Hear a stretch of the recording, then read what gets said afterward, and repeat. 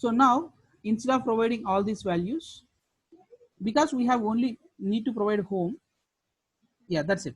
If you want to provide some value like this, then how can we provide this? Instead of providing slash, you simply provide, okay, 10. So it is going to become home slash 10. Or if you want to provide some other value, yes, you can provide it. So this makes us flexible in providing some kind of values, guys, or to provide like. If it is not okay, so successful, then what I want to do is router dot navigate. Okay, where I want to go to? I want to go to again login page, so that what I can say login. See here, guys, just login. So now we'll test it out. So providing username and password, I'm clicking on it, and we are checking the condition. Actually, this is not the appropriate way of writing the code, but still I'm using it just for testing purpose, because our goal is learning how to navigate, how to navigate, how to navigate programmatically, how to navigate programmatically. Okay, so this is going to be okay. So in our when we are doing the project, then we can say we are going to how to log in and the how to deal with login and all. We'll be looking at that, guys. Okay, not a problem. Okay, whenever you see this dot name, this dot password. Okay, what kind of information that we have provided, right? Yeah, let's come to the next step. Coming to the testing part. Here you can come to, where is that? Yeah, this is the login page, right? Here I am going to provide ABC username. Again, ABC I am providing, because if I provide both username and password same, then this is going to be executed. Yeah, see here, guys. Yeah, something somewhere happened. Yeah, let's see. Undefined ABC, something is happening. Okay, let's look at it, guys. Okay, now we have provided this login method, but we need to call this method, right? Yeah, let us call this method. We forgot to call this method from login component, it seems. Okay, and then one more thing is something went wrong here. The password is, it is complaining us, compiler is complaining that password is not available. Oh, here two-way binding, we need to use this one, guys. Sorry, I really sorry. We have to use what? ng model. We have to use like this. And one more thing is, to use this ng model, what you need to do, you need to import the module also. Okay, and okay, I have to do those things, and then we have to say what? Click login method. Login method. This is going to be the login method.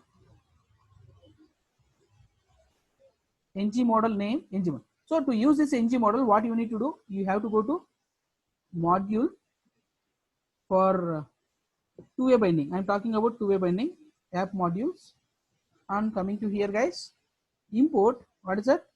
App module. Which module? Sorry, what is that? Forms module.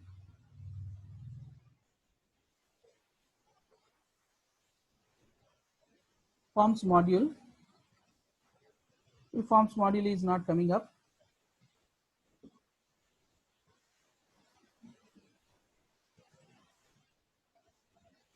Angular/forms.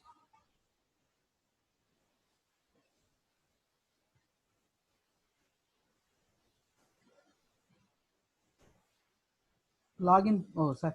What is that? Sorry. Forms module. I really said forms module. Let's look at it. This is going to be the forms module. Okay, this is going to be the forms module. Yeah, let's take this forms module here. Once we have provided like this, let us go to the login HTML. Yeah, now this is fine.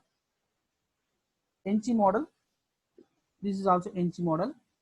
ng model equal to name. ng model equal to password. Okay, yeah.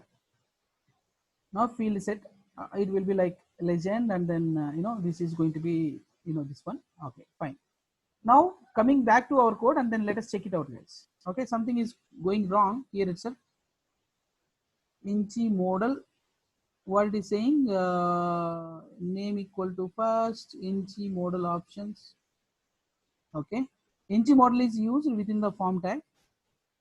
Okay, either the name attribute must be set or form must, form control must be defined standalone. Okay, so when you are using inside the form, okay, so when you are using the form, guys, okay, some trouble will be there.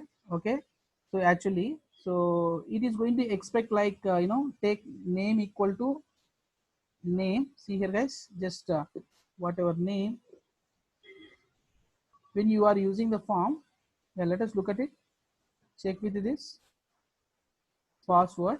Yeah, so when we are working with this form, when you are using, remember this is the point that we need to remember. Whenever we are using two-way binding inside the form, okay, without using form controls and all, you have to use what? Name should be matching with this one. Okay, two-way binding should be matching with this one. Two-way binding should be matching with this one. Okay, that's why we have provided it. Okay, that's fine. Now provide same data like hello. Password is also hello. If I click on it, yes, let's go see here, guys. We are going to the home component and come back here.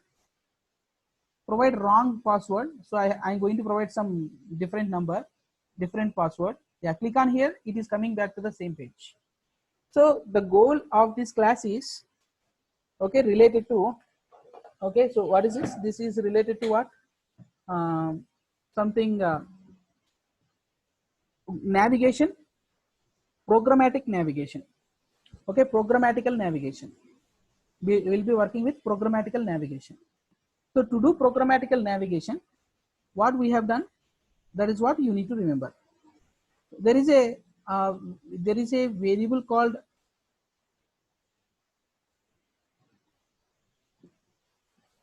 okay, where is that? There is a variable.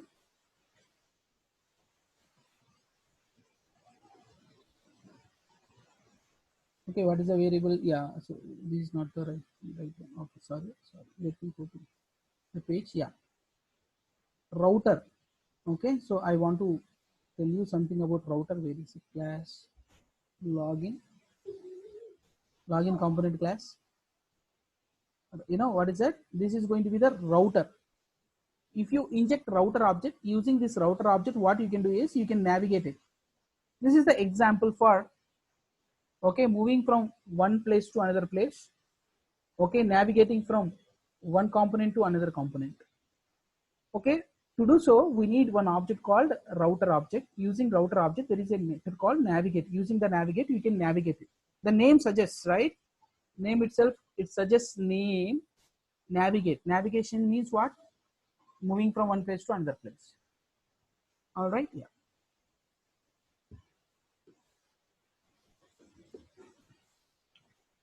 Okay, yeah, next point that I would like to tell you today is, okay, so this is programmatic navigation.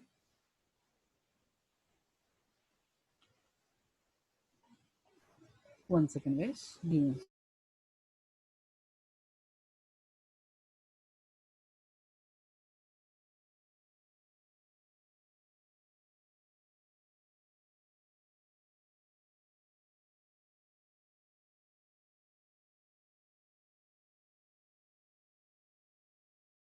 Okay, yeah, this is programmatic navigation, right?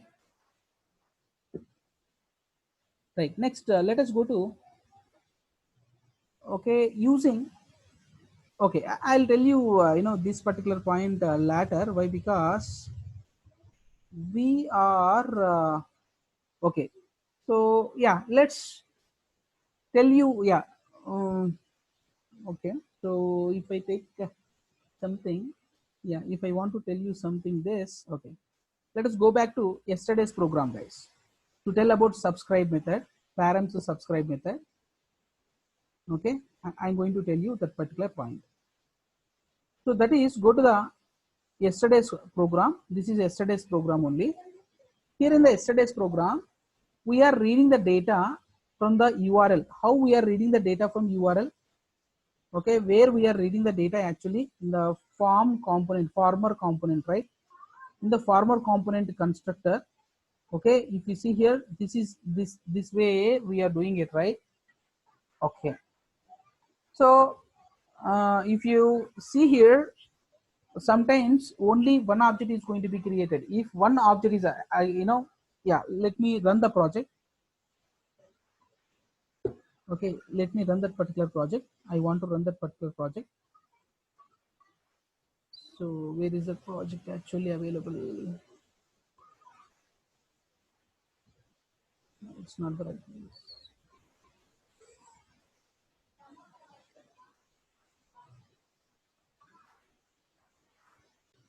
Okay, so because of this get all, it is giving error. What I will do, I'm going to remove this button. Okay, now yeah, let us check it out. Localhost 4300, right?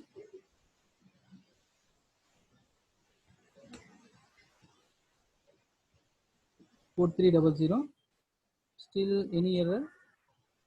Okay, so get all is not available. It is saying former component HTML. Former component HTML.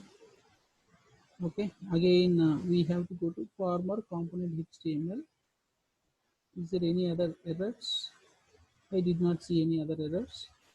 Okay, now okay, 1 second. Yeah, let us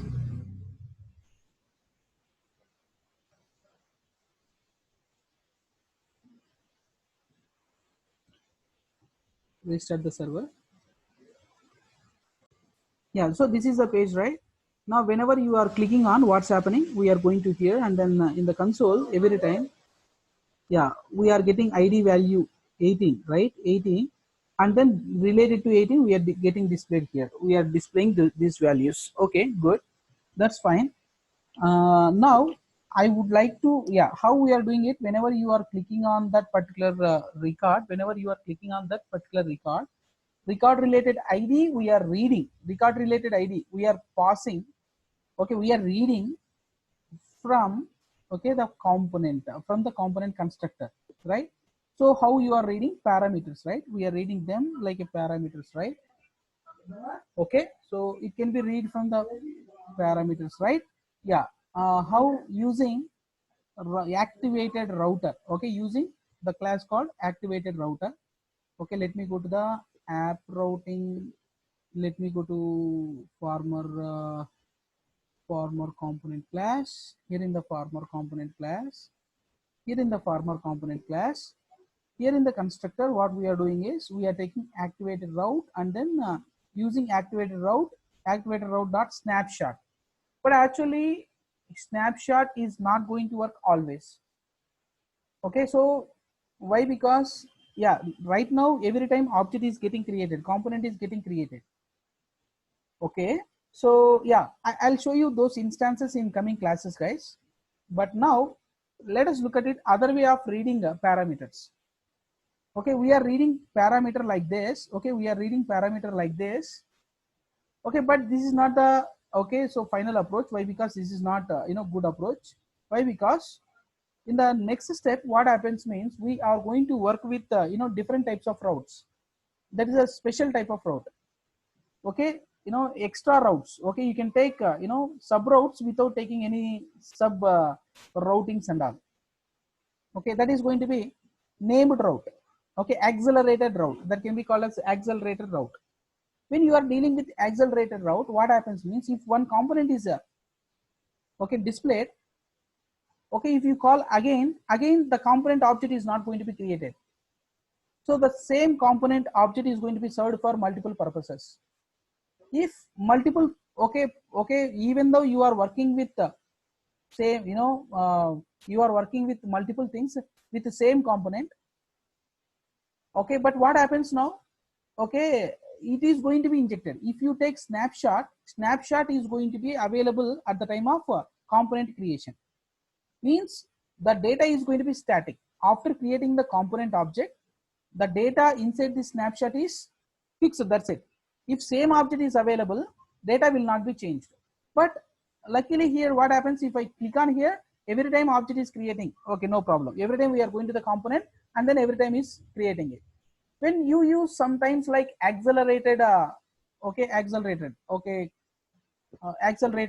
routes and all, then what happens means Same thing, this is going to be displayed in the same page, and then you may display here like this, okay, in the separately. If you click on here, okay, whatever value you have selected, it is going to be displayed here. Okay, of course, within the same okay, router list, but it's a accelerated route that can be called as accelerated route. I'll tell you what is accelerated route in the next step. Then what happens means, whenever you select this particular record, the selected record is going to be displayed over here, okay, displayed over here. It is the same route, it's a along with the accelerated route. Okay, no component object is going to be created. If no component object is creating again, okay, if it is not creating component object again, what happens over there? Okay, same object is going to be used, same data is going to be used again. Why? Because snapshot, if you are using snapshot, that is okay, object for once, that's it. If you set the data for object, if you set any data for an object, that's it, the data is going to be fixed, the data will be fixed. Okay, the data is going to get fixed. If okay, that's why instead of using snapshot, we have other approach to read the data, which data is going to be okay, dynamic in nature. Let us say what I will do is, okay, I will call this just I'm going to call this, okay, get farmer, you know, something like this, right? Okay, we'll do one thing. Okay, what you can do is another approach is, we can say like this dot ar dot activated, okay, activated route dot, instead of using snapshot, I'm going to use params. Okay, there is going to be the params, but params is not direct parameters, don't think so this is direct parameters, but this is something like okay, observer. Okay, you know that what is observer. Okay, so observer takes what? Subscribe method, right? Yes, subscribe method. Now in this subscribe method, what you can do is, you may go to here in the subscribe method. What you can do is, okay, this is going to be success message. Okay, of course, okay, you can provide only success also, you don't need to provide failure also. If it is successful, then params, we are going to get params, this is going to be the array. Now whenever it is successful, then the subscribe method is going to be called, subscribe method is going to call this particular method on success. If failure, then these errors are going to be displayed. Okay, you may take like errors. Okay, so for now I'm going to say console dot log params, print params. Of course, it is going to be the array of params. First let us console, next console.log of errors. Just look at it, guys. Now instead of using snapshot and params, we are going to use what? Okay, something like subscribe method from params. Activated route contains another way of params, guys. So generally this is going to be the benefit approach, this is going to be the final approach we are going to use. This will be okay, useful a lot, this is going to be useful a lot. Okay, this is going to be useful a lot. Okay, yeah, so just look at it, guys. This is ar.params. Okay, in real time also we are going to use this approach. Why? Because this is guarantee approach using subscribe, this one. Okay, let's look at it. What I'm going to do, just you know, open the inspect, open the console, here in the console, click on this one. Yeah, see here, guys, we got F18. Of course we are, yeah, this is what it's a JSON object, params, multiple objects will be there. If you are sending multiple values, then it will be provided multiple values inside this. For now, what you can do is, you are getting the data, right? What you can do is, I don't want all the things from these params, you can use params of, okay, or you can use something like, actually any JSON contains, okay, this one, right? Any JSON, okay, so this is the JSON, this JSON contains what? FID. You can use like this also. Even here also, params of FID or params of .FID, you can use like this also, guys. Okay, this is the two approaches when you are reading data from JSON. Okay, I think I have shown you before, otherwise I'm going to show you now. Yeah, params, this is a JSON. From the params we have FID, you can use like this, or this is the key. If okay, even this is also fine. Okay, this is also fine. So this approach is going to be helpful for us in future. Why? Because if this is having, okay, different name like special characters, then you cannot use like this, guys. Okay, params.fid cannot be used if you have special characters inside this. So then how you need to use this approach? You can provide this way, okay, and then you can read the data. That's it. Okay, we are going to get the JSON. From the JSON, this is the key, this is the JSON, this is the key, and we are expecting the value. Yeah, let's look at it. We don't want total JSON, and click on farmer list and click on 7. Yeah, just look at it, guys. We are getting only 27, right? Go back to here and then click on third. We got 19. See here, guys. Yeah. Once value is available, yeah, once after getting this value, what I can do, guys, from success, you call the method. Which method we need to call? We need to call which method? Get farmer data, something like this. So that get farmer data. Where is this? Get farmer data. Get farmer data of where the data is available. You can use like this. See here, I'm calling this method. Inside this is success. Inside this success method. Okay, inside this success method only. Fine. Yeah. Okay, let us look at it, guys. We are going to get the data, and the data got populated. Fine, guys. So these are the two things that I want to tell you today.